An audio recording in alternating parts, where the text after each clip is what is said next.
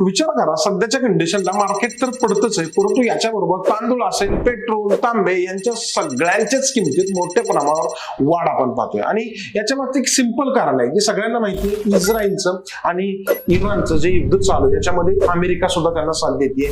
पण आपल्याला याचा कसा बरोबर इम्पॅक्ट होऊ शकतो आणि नक्की रिलेशन काय आहे, कारण डायरेक्ट बिझनेस तर याच्यामध्ये कोणाबरोबर नाहीये अमेरिका सोडला तर लक्षात ठेवा. महत्वाची गोष्ट म्हणजे ह्याच्यापैकी मेन रिझन आहे की इराण हा भारताचा बासमतीचा सगळ्यात मोठा खरेदीदार आहे. पण इस्रायल इराण तणावामुळे शिपमेंट थांबले, पेमेंट अटकली आणि याच्यामुळे भारतीय बाजारामध्ये एक निगेटिव्ह सेंटिमेंट तयार झालाय.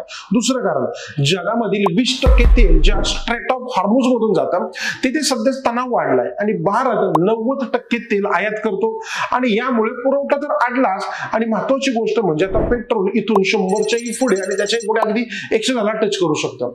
आता एवढंच नाही तर सगळ्यांच्या सोबत तांबे आणि अल्युमिनियमचे पण दर वाढत आहेत आणि वाढू शकतात. कारण याचं कारण असं आहे की युद्ध आणि सध्याच्या काळामध्ये एआयचं जे काही आता डेव्हलपमेंट चालू आहे ते धातूंना खूप मोठी मागणी होते आणि त्याच्यामुळे तिकडे पण स्ट्रेस आहे. या सगळ्याचा इम्पॅक्ट डॉलरवर होतोय, तो होतोय मजबूत आणि आपला रुपये अक्षरशः कमकुवत होतोय. महत्वाची गोष्ट, तो 92 ते 95च्या दिशेने जाऊ शकतो. हे पुढची रिस्क याच्यामध्ये आहे. म्हणजे युद्ध तिकडे पण परिणाम तुमच्या शेतामध्ये, पेट्रोल पंपावर आणि आपल्या सगळ्यांच्या खिशावर होते. मग आता सगळ्या परिस्थितीवरून एक लक्षात ठेवा की मार्केटमध्ये येणाऱ्या काळामध्ये व्होलॅटिलिटी राहू शकते.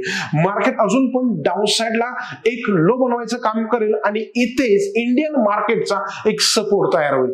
तुम्हाला काय वाटतं, मार्केट इथून कधी पडू शकतं, कुठपर्यंत जाऊ शकतं आणि बाउन्स बॅक कुठे येऊ शकतो? प्लीज कमेंट करायला विसरू नका आणि अशा इंटरेस्टिंग नॉलेजसाठी आपल्या चॅनलला सबस्क्राईब करा.